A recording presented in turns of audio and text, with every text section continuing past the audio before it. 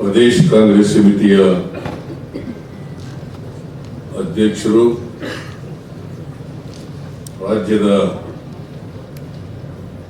ಉಪಮುಖ್ಯಮಂತ್ರಿಗಳು ಆದಂತ ಡಿ.ಕೆ. ಶಿವಕುಮಾರ್ ಅವರ ವೇದಿಕೆ ಮೇಲಿರ್ತಕ್ಕಂಥ ಎಲ್ಲ ಹಿರಿಯ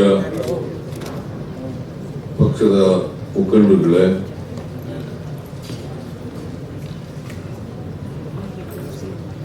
ಇಲ್ಲಿ ಭಾಗವಹಿಸಿರ್ತಕ್ಕಂಥ ಎಲ್ಲ ಆತ್ಮೀಯ ಮುಖಂಡರುಗಳೇ, ಕಾರ್ಯಕರ್ತ ಬಂಧುಗಳೇ, ತಾಯಂದಿರೇ, ಮಾಧ್ಯಮದ ಗೆಳೆಯರು,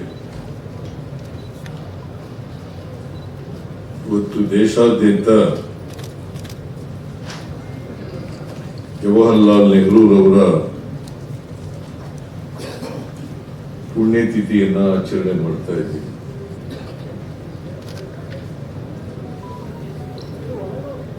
ಪ್ರತಿ ವರ್ಷ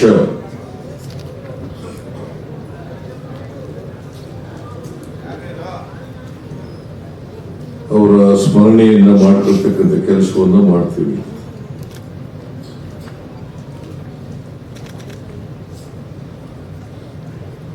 ಅವರು ದೇಶದ ಮೇಲೆ ಇಟ್ಟಿದ್ದಂತ ದೇಶಭಕ್ತಿ, ಸಾಮಾನ್ಯ ಜನರ ಮೇಲೆ ಇದ್ದಂತ ಕಾಳಜಿ, ದೇಶವನ್ನು ಅಭಿವೃದ್ಧಿ ಪಡಿಸಬೇಕು ಅಂತಕ್ಕಂಥ ಇಚ್ಛಾಶಕ್ತಿ,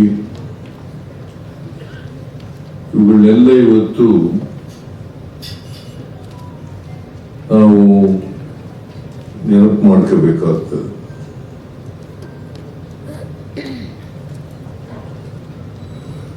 ಜವಾಹರ್ಲಾಲ್ ನೆಹರೂರವರು ಪ್ರಜಾಪ್ರಭುತ್ವದಲ್ಲಿ, ಜಾತ್ಯತೀತ ತತ್ವದಲ್ಲಿ,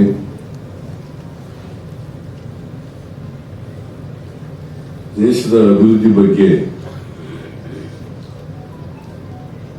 ಅಪಾರವಾದಂತ ನಂಬಿಕೆಯನ್ನ, ಬದ್ಧತೆಯನ್ನ ಇಟ್ಟುಕೊಂಡಿದ್ದಂಥವ್ರು. ದೇಶ ಸ್ವಾತಂತ್ರ್ಯ ಆದ್ಮೇಲೆ ಮೊದಲನೇ ಸ್ವಾತಂತ್ರ್ಯ ದೇಶದ ಪ್ರಧಾನಮಂತ್ರಿಗಳು 17 ವರ್ಷಗಳ ಕಾಲ ದೀರ್ಘಕಾಲ ಈ ದೇಶದ ಪ್ರಧಾನಮಂತ್ರಿಯಾಗಿ ದೇಶವನ್ನ, ಸಮಾಜವನ್ನ ಕಟ್ಟತಕ್ಕಂಥ ಕೆಲಸವನ್ನ ಮಾಡಿದ್ರು. ಅವರು ಭಾರತ ದೇಶದಲ್ಲಿ ಅಷ್ಟೇ ಅಲ್ಲ, ಇಡೀ ವಿಶ್ವದಲ್ಲಿ ಶಾಂತಿ ನೆಲೆಸಬೇಕು ಅಂತಕ್ಕಂಥ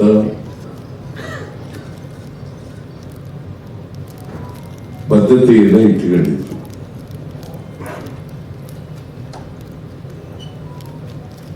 ಪರಸ್ಪರ ಪ್ರೀತಿಯಿಂದ, ವಿಶ್ವಾಸದಿಂದ ಎಲ್ಲ ದೇಶಗಳು ಕೂಡ ಬದುಕಬೇಕು, ಬೆಳಿಬೇಕು ಅಂತಕ್ಕಂಥ ಆಶಯವನ್ನ ಇಟ್ಕೊಂಡಿದ್ದಂಥವರು ಪ್ರಧಾನಿ ಜವಾಹರ್ಲಾಲ್ ನೆಹರು. ನಮಗೆ ಸ್ವಾತಂತ್ರ್ಯ ಬಂದಾಗ ನಮ್ಮ ದೇಶ ಆರ್ಥಿಕವಾಗಿ, ಸಾಮಾಜಿಕವಾಗಿ ಅಷ್ಟು ಬೆಳೆದಿರಲಿಲ್ಲ. ಬಡತನ ಇತ್ತು, ನಿರುದ್ಯೋಗ ಇತ್ತು, ಅನಕ್ಷರತೆ ಇತ್ತು.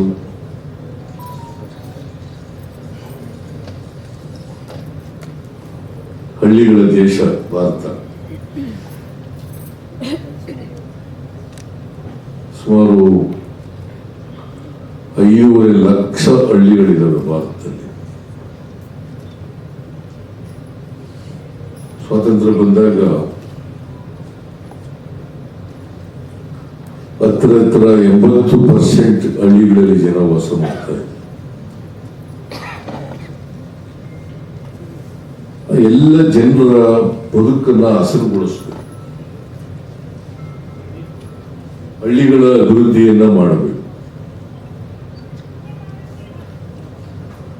ಹಳ್ಳಿಗಳ ಅಭಿವೃದ್ಧಿ ಆಗದೇನೆ ದೇಶ ಉದ್ಧಾರ ಆಗಲಿಕ್ಕೆ ಸಾಧ್ಯ ಇಲ್ಲ. ಅದಕ್ಕೋಸ್ಕರನೇ ಪಂಚವಾರ್ಷಿಕ ಯೋಜನೆಗಳನ್ನ ಮಾಡಿ ಆ ಮೂಲಕ ದೇಶವನ್ನು ಅಭಿವೃದ್ಧಿಗೊಳಿಸಬೇಕು. ಕನಿಷ್ಠ 20 ವರ್ಷಗಳಲ್ಲಿ ಪಂಚವಾರ್ಷಿಕ ಯೋಜನೆಗಳು ಈ ದೇಶವನ್ನ ಆರ್ಥಿಕವಾಗಿ ಸಾಮಾಜಿಕವಾಗಿ ಮೇಲಕ್ಕೆ ಎತ್ತಕ್ಕಂಥ ಕೆಲಸವನ್ನು ಮಾಡಬೇಕು ಅಂತೇಳಿ ಅವರು ಜೀವನದ ಉದ್ದಕ್ಕೂ ಕೂಡ ಪ್ರಯತ್ನವನ್ನು ಮಾಡಿದ್ರು.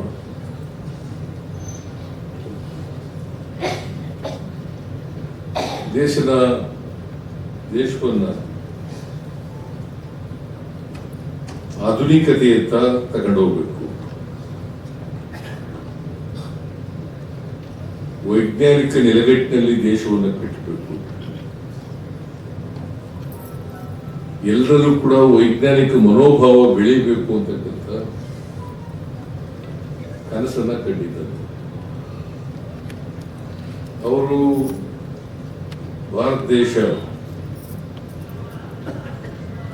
ಭಾರತದ ಅಭಿವೃದ್ಧಿಯ ಕನಸನ್ನ ಕಂಡಿದ್ದರು.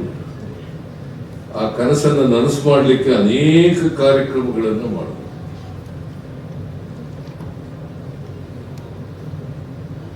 ಜವಾಹರ್ಲಾಲ್ ನೆಹರೂರವರು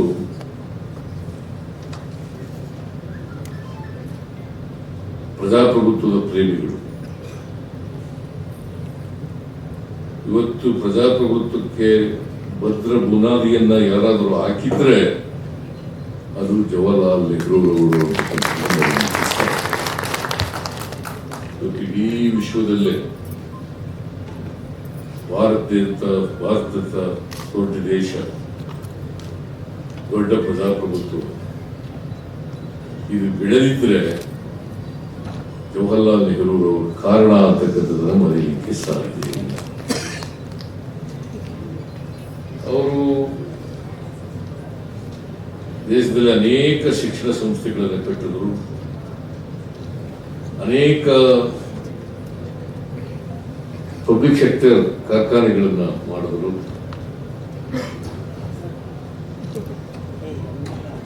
ಆಮೇಲೆ ಭಾರಿ ಅಣೆಕಟ್ಟುಗಳನ್ನು ಕೂಡ ಕಟ್ಟಿದ್ರು. ಇವತ್ತು ನರೇಂದ್ರ ಮೋದಿಯವರು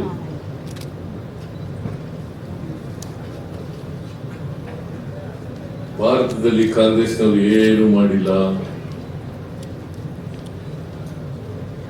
ಯಾವ್ದಾದ್ರು ಒಂದು ಹೊಸ ಅಣೆಕಟ್ಟು ಕಟ್ಟಿದಾರ? ನರೇಂದ್ರ ಮೋದಿ ಅವರು 10 ವರ್ಷ ಆಯ್ತು ಪ್ರಧಾನಮಂತ್ರಿ, ಒಂದೇ ಒಂದು ಅಣೆಕಟ್ಟು. ಒಂದು ಪಬ್ಲಿಕ್ ಸೆಕ್ಟರ್ ನಲ್ಲಿ ಒಂದು ಕೈಗಾರಿಕೆ ಮಾಡಿದಾರ? ಇವರು ನೆಹರು ಬಗ್ಗೆ, ನೆಹರೂರವರ ಹೆಸರನ್ನು ಇತಿಹಾಸದಲ್ಲಿ ತೆಗೆದಾಕಬೇಕು ಅಂತ ಹೇಳಿ ಪ್ರಯತ್ನ ಏನ್ ಮಾಡ್ತಾ ಇದ್ದಾರಲ್ಲ, ಓಲಿ RSS ನವರು ಯಾವತ್ತಾದ್ರೂ ಕೂಡ ಸ್ವಾತಂತ್ರ್ಯ ಹೋರಾಟದಲ್ಲಿ ಭಾಗವಹಿಸಿದ್ರ? 1925ನೇ ಇಸ್ವಿನಲ್ಲಿ RSS ಪ್ರಾರಂಭ ಆಯಿತು.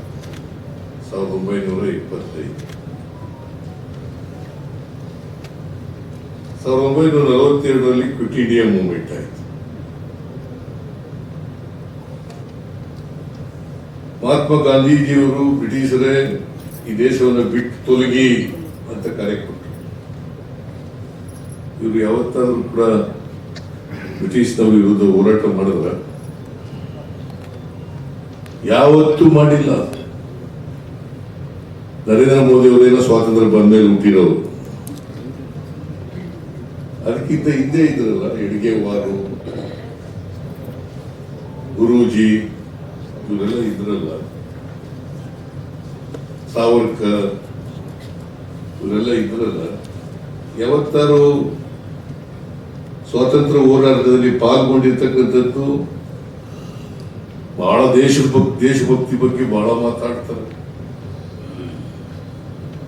ದೇಶಭಕ್ತಿ ಬಗ್ಗೆ ಬಹಳ ಮಾತಾಡ್ತಾರೆ. ಇವರೆಲ್ಲರೂ ಕೂಡ 1942 ಕ್ವಿಟ್ ಇಂಡಿಯಾ ಮೂವ್ಮೆಂಟ್ ನಲ್ಲಿ ಬ್ರಿಟಿಷ್ನವ್ರ ಜೊತೆ ಇದ್ರು. ಬ್ರಿಟಿಷ್ನವ್ರಿಗೆ ಸಹಾಯ ಮಾಡ್ಕೊಂಡಿದ್ದಂಥವ್ರು. ಇವರು ದೇಶಭಕ್ತಿ ಬಗ್ಗೆ ನಮಗೆ ಪಾಠ ಹೇಳ್ಕೊಡ್ತಾರೆ. ದೇಶಕ್ಕೋಸ್ಕರ ತ್ಯಾಗ ಬಲಿದಾನಗಳನ್ನು ಮಾಡಿ ಸ್ವಾತಂತ್ರ್ಯ ಹೋರಾಟದಲ್ಲಿ ಭಾಗಿ ನೆಹರೂರವರು ಎಷ್ಟು ವರ್ಷ ಜೈಲಿನಲ್ಲಿದ್ರು? ಎಷ್ಟು ವರ್ಷ ಯಾರಿಗೋಸ್ಕರ ಜೈಲಿನಲ್ಲಿದ್ರು?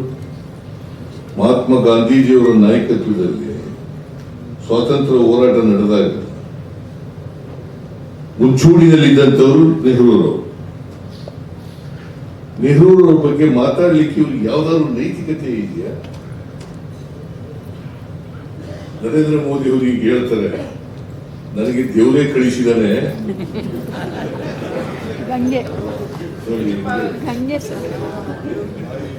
ವಿಪರ್ಯಾಸ ದೇವರೇ ಕಳಿಸಿದಾನೆ. 1947ರವರೆಗೆ ವಿಕಸಿತ ಭಾರತವನ್ನು ಮಾಡಲಿಕ್ಕೆ ದೇವರು ಕಳಿಸಿದ್ದಾರೆ.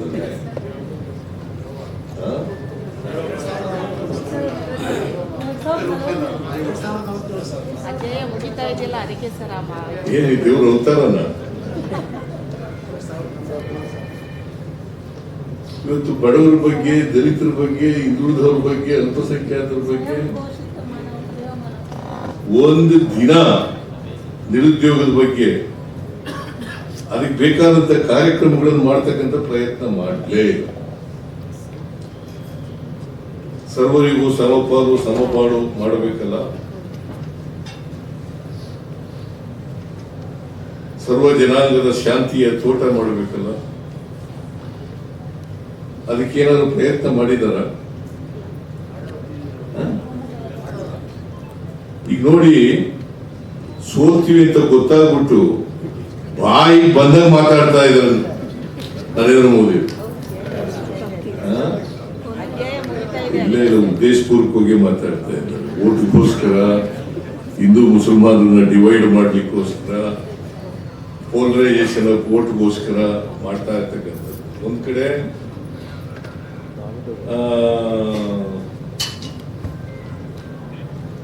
ಇವ್ರನ್ನ ಮಾಧ್ಯಮದವ್ರ ಜೊತೆ ಮೀಟಿಂಗ್ ಮಾಡಿದಾಗ ನಾನು ಎಲ್ಲ ಜನರ ಪರವಾಗಿರ್ತೀನಿ ಅಂತ ಹೇಳ್ತಾರೆ. ಚುನಾವಣಾ ಭಾಷಣಗಳಲ್ಲಿ ಹೇಳ್ತಾರೆ, ಮುಸಲ್ಮಾನರ ವಿರುದ್ಧವಾಗಿ ಮಾತಾಡ್ತಾರೆ. ನಾನು ಮುಸಲ್ಮಾನರ ಪರವಾಗಿರ್ತೀನಿ ಅಂತ ಹೇಳೋದು ಒಂದ್ ಕಡೆ, ಇನ್ನೊಂದ್ ಕಡೆ ಮುಸಲ್ಮಾನರ ವಿರುದ್ಧವಾಗಿ ಮಾತಾಡ್ತಾರೆ. ಅವ್ರಿಗೆ ಈ ಚುನಾವಣೆಯಲ್ಲಿ ಸೋಲ್ತೀವಿ ಅಂತಕ್ಕಂಥದ್ದು ಖಾತ್ರಿ ಆಗುತ್ತದೆ.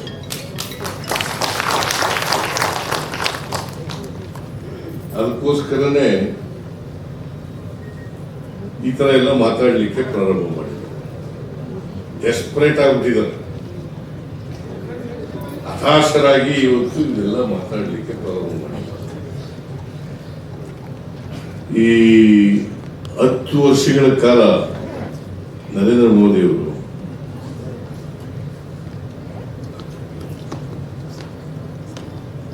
ಅವರು ಏನ್ ಹೇಳಿದ್ರು ಒಂದು ಕೂಡ ಮಾಡಲಿಲ್ಲ.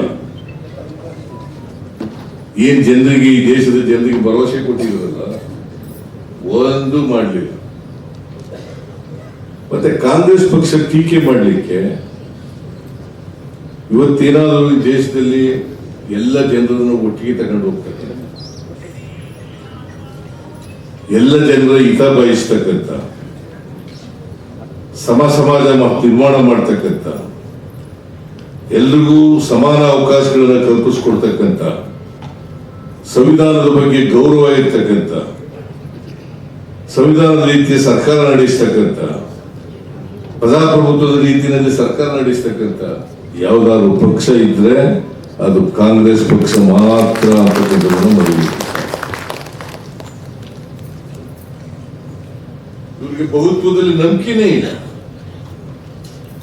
ಈ ದೇಶ ಬಹುತ್ವದ ದೇಶ. ಅನೇಕ ಧರ್ಮಗಳು, ಅನೇಕ ಜಾತಿಗಳು, ಅನೇಕ ಭಾಷೆಗಳು,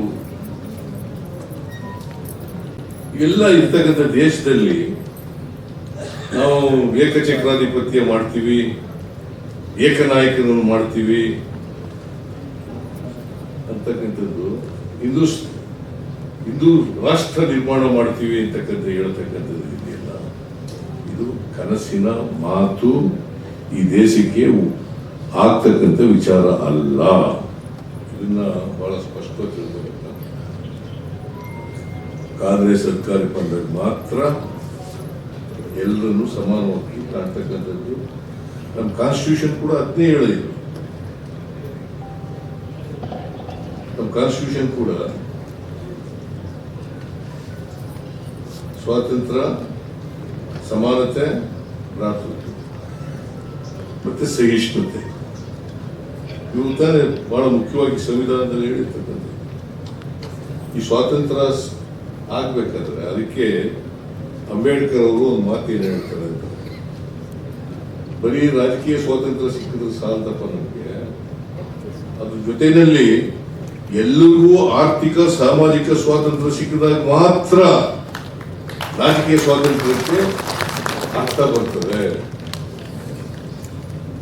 ರಾಜಕೀಯ ಸ್ವಾತಂತ್ರ್ಯ ಯಶಸ್ವಿ ಆಗಬೇಕಾದ್ರೆ ಪ್ರತಿಯೊಬ್ಬರಿಗೂ ಕೂಡ ಆರ್ಥಿಕ ಸಾಮಾಜಿಕ ಸ್ವಾತಂತ್ರ್ಯ ಸಿಗಬೇಕು. ಇದರಲ್ಲಿ ನಂಬಿಕೆ ಇದೆ ಇವರಿಗೆ. ಇದರಲ್ಲಿ ನಂಬಿಕೆ ಇರ್ತಕ್ಕಂಥ ಪಕ್ಷ ಕಾಂಗ್ರೆಸ್ ಪಕ್ಷ ಮಾತ್ರ.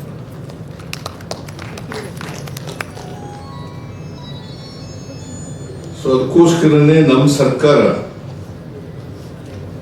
ಎಲ್ಲರಿಗೂ ಆರ್ಥಿಕವಾಗಿ ಸಾಮಾಜಿಕವಾಗಿ ಶಕ್ತಿ ಕೊಡ್ತಕ್ಕಂಥ ಕೆಲಸ ಮಾಡ್ತಾ ಇದೆ. 2013ರಿಂದ 2018 ಅದಕ್ಕಿಂತ ಹಿಂದೆ ನೆಹರೂರವರ ಕಾಲದಲ್ಲಿ ಇರ್ಬೋದು, ಇಂದಿರಾ ಗಾಂಧಿಯವರ ಕಾಲ ಇರ್ಬೋದು, ರಾಜೀವ್ ಗಾಂಧಿ ಕಾಲ ಇರ್ಬೋದು, ಸಮಾನತೆಯ ಕಡೆಗೆ ತಗೊಂಡು ಹೋಗ್ತಕ್ಕಂಥ ಯಾವುದಾದ್ರೂ ಪಕ್ಷ ಇದ್ರೆ ಅದು ಕಾಂಗ್ರೆಸ್ ಪಕ್ಷ ಮಾತ್ರ. ನೆಹರು ಅವತ್ತು ಪ್ರಧಾನಮಂತ್ರಿ ಆದಾಗ, ಸ್ವತಂತ್ರ ಭಾರತದ ಮೊದಲನೇ ಪ್ರಧಾನಮಂತ್ರಿ ಆದಾಗ ಏನ್ ಪರಿಸ್ಥಿತಿ ಇತ್ತು ದೇಶದಲ್ಲಿ. ಅವರು ಲ್ಯಾಂಡ್ ರಿಫಾರ್ಮ್ಸ್ ಆಕ್ಟ್ ನ ಇದು ಮಾಡಿದಾಗ ಜಡ್ಜಸ್ಗಳನ್ನ ಬೈಯಕ್ಕೂನಿಲ್ಲ,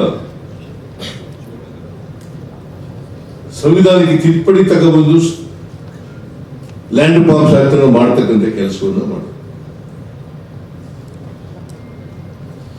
ಭೂಮಿ ಹಂಚಿಕೆ, ಉಳುವವನೇ ಭೂಮಿ ಒಡೆಯ, ಇವರು ಅದಕ್ಕೆ ತದ್ವಿರುದ್ಧವಾಗಿ ನಿರ್ಣಯಗಳನ್ನು ಮಾಡ್ತಾರೆ. ಬಿಜೆಪಿ ಸರ್ಕಾರ ಇರುವಾಗ ಅದಕ್ಕೆ ತದ್ವಿರುದ್ಧವಾದ ನಿರ್ಣಯಗಳನ್ನು ಮಾಡ್ತಾರೆ. ನರೇಂದ್ರ ಮೋದಿ ಅವರು ನೀವು ನೋಡಿ, ಒಂದೇ ಒಂದು ಹೊಸ ಕೈಗಾರಿಕೆ ಮಾಡ್ತಕ್ಕಂಥದ್ದಾಗಲಿ, ಹೊಸ ಅಣೆಕಟ್ಟು ಕಟ್ತಕ್ಕಂಥದ್ದಾಗಲಿ ಮಾಡಿದಾರ? ಯಾವ್ದಾರು 10 ವರ್ಷಗಳಲ್ಲಿ ಒಂದು ಅಣೆಕಟ್ಟು ಕಟ್ಟಲಿಲ್ಲ,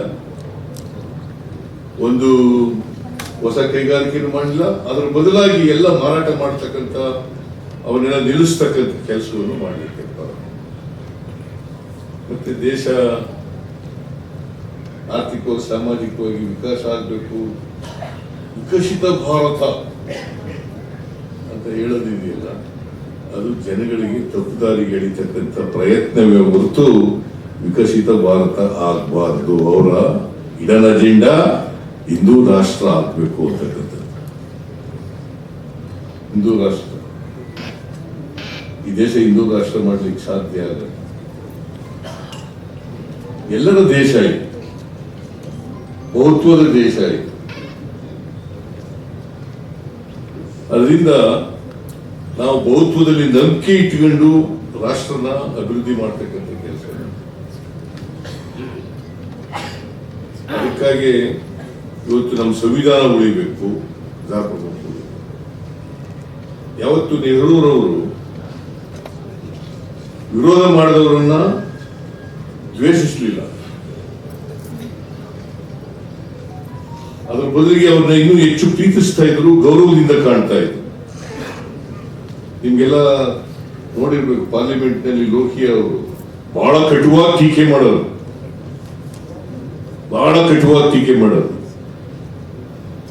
ಪಾರ್ಲಿಮೆಂಟ್ ನಲ್ಲಿ ಕೂತ್ಕೊಂಡು ಕೇಳೋರು, ಆಮೇಲೆ ಲೋಹಿಯಾರ್ ಅವರಿಗೆ ಅಪಾರವಾದಂತ ಗೌರವವನ್ನು ಕೊಡ್ತಾ ಇದ್ರು. ಇಬ್ರು ಒಟ್ಟಿಗೆ ಇದ್ದವರು. ಸಮಾಜವಾದಿ ಕಾಂಗ್ರೆಸ್ ಅನ್ನ ಕಟ್ಟಿದವರು. ಲೋಹಿಯಾ ಅವರು ಸಮಾಜವಾದದಲ್ಲಿ ನಂಬಿಕೆ ಇಟ್ಕೊಂಡಿದ್ದವರು. ನೆಹರೂರವರು ಕೂಡ ಸಮಾಜವಾದದಲ್ಲಿ.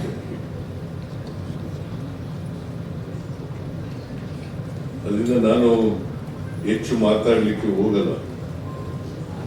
ನಾವೆಲ್ಲರೂ ಕೂಡ ನೆಹರೂರವರಿಗೆ ಗೌರವ ಸಲ್ಲಿಸೋದು ಅಂತಂದ್ರೆ, ಅವರನ್ನ ಸ್ಮರಿಸ್ಕೊಳ್ಳೋದು ಅಂತಂದ್ರೆ, ಅವರಿಂದ ಸ್ಫೂರ್ತಿಯನ್ನು ಪಡ್ಕೊಳ್ಳೋದು ಅಂತಂದ್ರೆ, ಅವರು ಎಂಥ ದೇಶವನ್ನು ಕಟ್ಟಬೇಕು ಅಂತಂದ್ರೆ ಆಧುನಿಕ ಭಾರತ. ಆ ಆಧುನಿಕ ಭಾರತವನ್ನು ಕಟ್ಟೋದ್ರಲ್ಲಿ ನಮ್ಮ ಸ್ವಲ್ಪ ಆದ್ರೂ ಕೂಡ ಕೊಡುಗೆಯನ್ನು ಕೊಡ್ತಕ್ಕಂಥ ಪ್ರಯತ್ನವನ್ನು ಮಾಡದೆ ನೆಹರೂರವರಿಗೆ ಸಲ್ಲಿಸ್ತಕ್ಕಂಥದ್ದು. ಅದನ್ನ ದಾರಿನಲ್ಲಿ ನಡೀತಕ್ಕಂಥ ಪ್ರಯತ್ನವನ್ನು ಮಾಡಬೇಕು. ಪಕ್ಷದ ಬಗ್ಗೆ ನಾನು ಮಾತಾಡಕ್ಕೆ ಹೋಗಲ್ಲ. ಈಗಾಗಲೇ ಡಿ ಕೆ ಶಿವಕುಮಾರ್ ಅವರು ಮಾತಾಡಿದ್ದಾರೆ, ನಾನು ಡಿ ಕೆ ಶಿವಕುಮಾರ್ ಅವರು ಮಾತಾಡಿದ್ದೀವಿ. ನಾನು ಒಂದು ದಿನ, ತಿಂಗಳಲ್ಲಿ ಒಂದು ದಿನ, ಅರ್ಧ ದಿನ ಸಂಪೂರ್ಣವಾಗಿ ಕಾಂಗ್ರೆಸ್ ಆಫೀಸ್ನಲ್ಲಿ ಇರುತ್ತೇನೆ.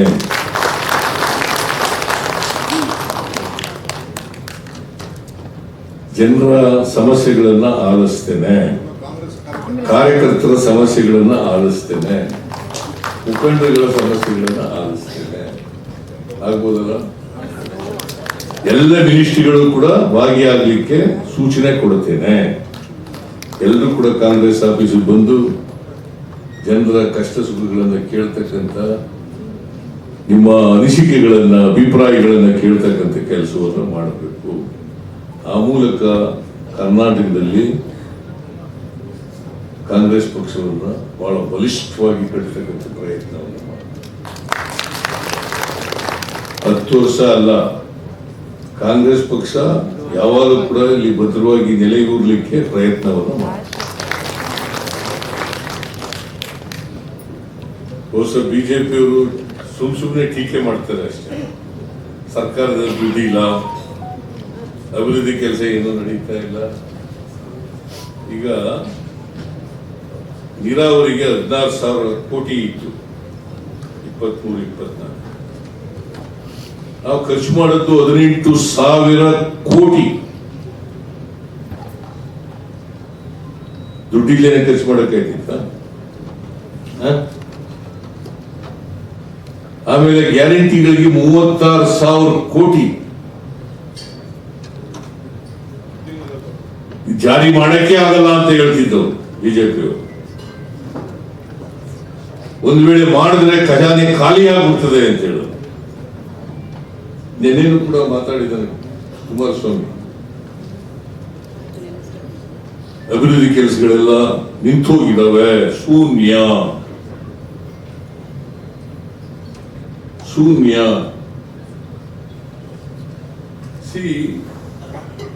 ಜನರಿಗೆ ಆರ್ಥಿಕವಾಗಿ, ಸಾಮಾಜಿಕವಾಗಿ ಶಕ್ತಿ ಕೊಡೋದಿದೆಯಲ್ಲ, ಅದು ಕೂಡ ಅಭಿವೃದ್ಧಿನೇ. ನೇರವಾಗಿ ತಿಂಗಳಿಗೆ 4,500 ಕೋಟಿ ರೂಪಾಯಿ, 4,500 ರೂಪಾಯಿನ ಅವರ ಅಕೌಂಟ್ಗೆ ವರ್ಗಾವಣೆ ಮಾಡೋದಿದೆಯಲ್ಲ, is it not a development? It is a development.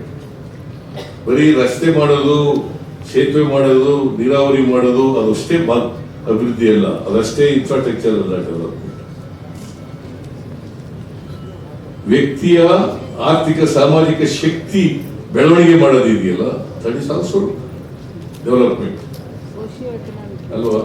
ಸೊಸೈಟಿನಲ್ಲಿ ಬಡತನದ ರೇಖೆಯಿಂದ ಕೆಳಗಡೆ ಮೇಲ್ಗಡೆ ಇರ್ತಕ್ಕಂಥದ್ದು ಡೆವಲಪ್ಮೆಂಟ್ ಅಲ್ವಾ? ಯಾವಾಗ ಮಾಡಿದ್ರಂತೆ ಇವರು? ಇಡೀ ದೇಶದಲ್ಲಿ ನರೇಂದ್ರ ಮೋದಿ ಅವರು ಮಾಡಿದಾರ? ಓಕೆ, ಪರಿಶಿಷ್ಟ ಜಾತಿ ಪರಿಶಿಷ್ಟ ವರ್ಗದವರು ನಾವು 2013 SCP TSP ಆಕ್ಟ್ ಮಾಡಿದ್ವಿ. ಇವರು ಎಲ್ಲಾದ್ರೂ ಕೂಡ ನರೇಂದ್ರ ಮೋದಿ ಅವರು ಕೇಂದ್ರದಲ್ಲಾಗ್ಲಿ ಬಿಜೆಪಿ ಇರ್ತಕ್ಕಂಥ ರಾಜ್ಯಗಳಲ್ಲಿ ಎಲ್ಲಾದ್ರೂ ಮಾಡಿದಾರ? ಎಲ್ಲೂ ಮಾಡಿಲ್ಲ.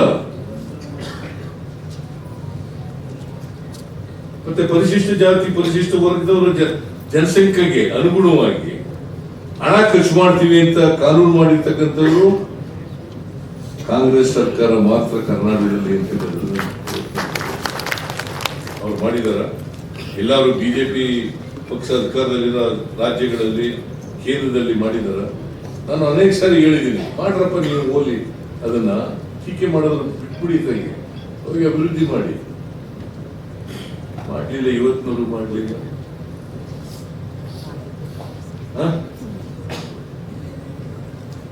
ಕಾಂಟ್ರಾಕ್ಟ್ ನಲ್ಲಿ ರಿಸರ್ವೇಶನ್ ಕೊಟ್ಟಿರ್ತಕ್ಕಂಥದ್ದು ಇಡೀ ದೇಶದಲ್ಲಿ ಕರ್ನಾಟಕ ಒಂದು ಮಾತ್ರ ಅವ್ರು ಮಾಡಿದಾರ. ಹೆಂಗೆ ಸಮಾನತೆ ತರೋದು ಹೇಗೆ?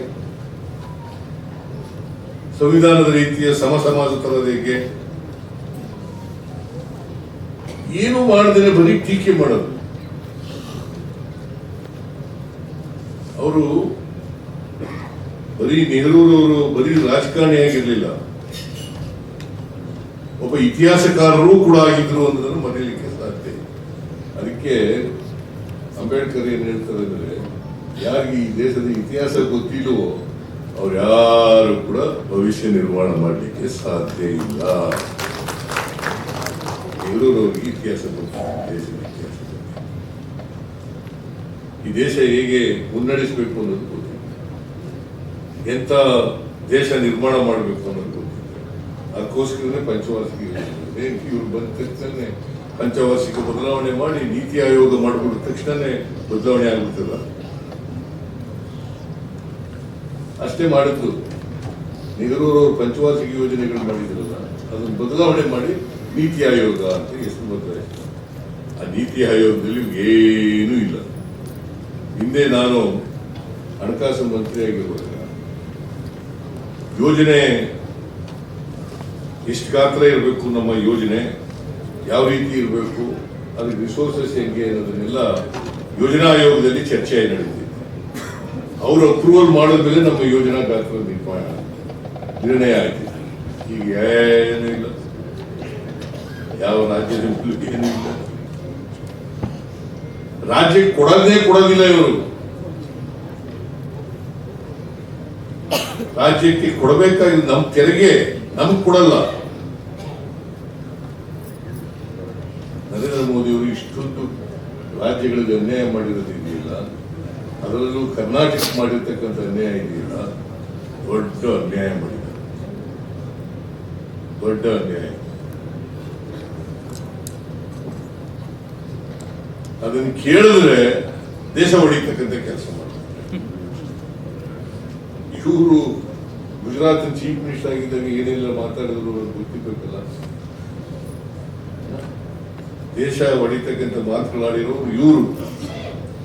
ನಾವು ದೇಶವಂತ ಒಗ್ಗಟ್ಟು, ಐಕ್ಯತೆ, ಸಮಗ್ರತೆ ಇರಬೇಕು ಅನ್ನೋದ್ರಲ್ಲಿ ನಂಬಿಕೆ ಇಟ್ಕೊಂಡಿರ್ತಕ್ಕಂಥವ್ರು ನಾವು.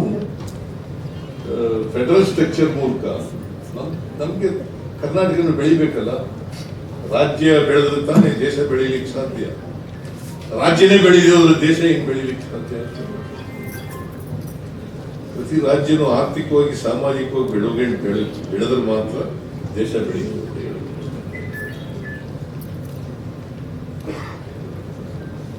ಈಗ ಸಂಪನ್ಮೂಲಗಳನ್ನೆಲ್ಲ ಕೇಂದ್ರದಲ್ಲೇ ಇಟ್ಟುಕೊಂಡು ರಾಜ್ಯಗಳನ್ನೆಲ್ಲ, ಅದರಲ್ಲೂ ವಿಶೇಷವಾಗಿ ದಕ್ಷಿಣದ ರಾಜ್ಯಗಳಿದ್ದಾವಲ್ಲ, ಎಲ್ಲಿ ಅವ್ರ ಶಕ್ತಿ ಇಲ್ಲವೋ ಆ ರಾಜ್ಯಗಳನ್ನೆಲ್ಲ ನಿರ್ಲಕ್ಷ್ಯ ಮಾಡಬೇಕು. ಇದನ್ನು ನಾವು ಎಚ್ಚರಿಕೆಯಿಂದ ಇರಬೇಕಾಗ್ತದೆ. ಕರ್ನಾಟಕದಲ್ಲಿ ನಾವೆಲ್ಲರೂ ಕೂಡ ಕಾಂಗ್ರೆಸ್ ಪಕ್ಷವನ್ನ ಕಟ್ಟಿ ಬೆಳೆಸ್ತಕ್ಕಂಥ ಕೆಲಸವನ್ನು ಮಾಡಬೇಕು, ಭದ್ರ ಬುನಾದಿಯನ್ನ ಹಾಕಬೇಕು. ಈ ಸಾರಿ ಜನ ಬಿಜೆಪಿಗೆ ವಿರುದ್ಧವಾದಂತ ನಿರ್ಣಯ ಮಾಡ್ತಾರೆ ಅಂತಕ್ಕಂಥ ಸಂಪೂರ್ಣ ನಂಬಿಕೆ ಇದೆ. ಈಗ ಅವರು 28 ಗೆಲ್ತೀವಿ ಅಂತಿದ್ದವರು ಈಗ ಕಾಂಗ್ರೆಸ್ ಗೆಲ್ಬಹುದು ಅನ್ನೋ ಮಟ್ಟಕ್ಕೆ ಬಂದಿದ್ದಾರೆ. ಗೆಲ್ಬಹುದು ಕಾಂಗ್ರೆಸ್ ಅನ್ನೋ ಮಟ್ಟಕ್ಕೆ ಹೇಳಿ. ನಿಮ್ಮೆಲ್ಲರ ಶ್ರಮದಿಂದ ಕಾಂಗ್ರೆಸ್ ಪಕ್ಷ ಈ ಸಾರಿ 15ರಿಂದ 20 ಸ್ಥಾನಗಳನ್ನು ಗೆದ್ದೇ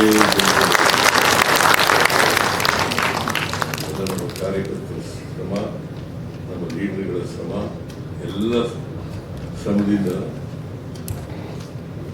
15ರಿಂದ 20 ಸ್ಥಾನಗಳನ್ನು ಗೆಲ್ತಕ್ಕಂಥ ಪರಿಸ್ಥಿತಿ ನಿರ್ಮಾಣ ಆಗಿದೆ. ಜನ ಈಗ ನಮ್ಮನ್ನು ಗುರುತಿಸಲಿಕ್ಕೆ, ನಮ್ಮ ಕೆಲಸಗಳನ್ನು ಗುರುತಿಸಲಿಕ್ಕೆ ಪ್ರಾರಂಭ ಮತ್ತೆ ಸಮಾಜ ನಿರ್ಮಾಣ ಮಾಡಲಿಕ್ಕೆ, ಜಾತ್ಯತೀತ ರಾಷ್ಟ್ರ ಕಟ್ಟಲಿಕ್ಕೆ, ಜಾತ್ಯತೀತ ತತ್ವದ ಅಡಿನಲ್ಲಿ ಕೆಲಸ ಮಾಡಲಿಕ್ಕೆ ನಾವೆಲ್ಲ ಕೆಲಸ ಮಾಡ್ತೀವಿ. ಇದೇ ನೆಹರು ಕೂಡ ಬಯಸಿದ್ದೆ. ಅವ್ರಿಗೇನು ಯಾವುದೇ ಜಾತಿ ಇರಲಿಲ್ಲ, ಧರ್ಮ ಇರಲಿಲ್ಲ. ಎಲ್ಲ ಜಾತಿಗಳು, ಎಲ್ಲ ಧರ್ಮಗಳು ಕೂಡ ಪ್ರೀತಿಸ್ತಿದ್ರು. ಸೊ ಹಾಗಾಗಿ ಆ ದಿಕ್ಕಿನಲ್ಲಿ ನಾವು ನಡೀತಕ್ಕಂಥದ್ದೇ ನೆಹರೂರವರಿಗೆ ಸಲ್ಲಿಸ್ತಕ್ಕಂಥ ಗೌರವ ಅಂತಕ್ಕಂಥ ಮಾತುಗಳನ್ನು ಹೇಳಿ ಇವತ್ತು ನೆಹರೂರವರು ನಮಗೆಲ್ಲ 17 ವರ್ಷಗಳ ಕಾಲ ಪ್ರಧಾನಮಂತ್ರಿ, 17 ವರ್ಷಗಳ ಕಾಲ ಈ ದೇಶವನ್ನು ಮುನ್ನಡೆಸ್ತಕ್ಕಂಥ ಪ್ರಯತ್ನ, ಅದನ್ನು ಮುಂದುವರಿಸಿಕೊಂಡು ಹೋಗದೆ ನಮ್ಮ ಕರ್ತವ್ಯ. ಆ ಕೆಲಸ ನಾವು ನೀವೆಲ್ಲ ಮಾಡೋಣ ಅಂತ ಹೇಳಿ ನೆಹರೂರವರನ್ನ ಮತ್ತೊಮ್ಮೆ ಸ್ಮರಿಸ್ಕೊಂಡು ನಿಮ್ಮೆಲ್ಲರಿಗೂ ನಮಸ್ಕಾರ ಮಾಡಿ ನಾನು ಮಾತು ಮುಗಿಸ್ತೇನೆ. ಜೈ ಹಿಂದ್, ಜೈ ಕರ್ನಾಟಕ, ಜೈ ಕಾಂಗ್ರೆಸ್.